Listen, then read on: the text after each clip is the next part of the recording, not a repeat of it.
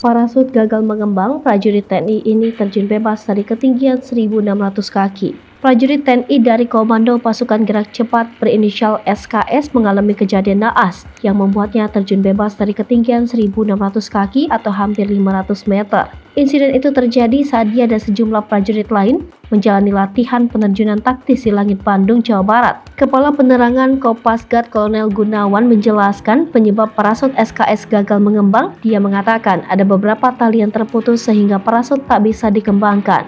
Video parasut prajurit TNI gagal mengembang itu sempat beredar di media sosial. Dalam video tersebut tampak pesawat yang terbang rendah.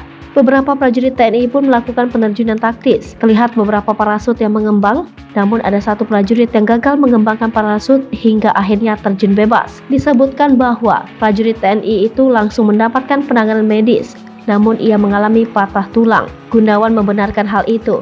Ia menyebut bahwa akibat insiden tersebut SKS mengalami patah tulang di bagian pinggang. Saat ini SKS pun masih menjalani perawatan di Rumah Sakit TNI Angkatan Udara Salamun, Bandung.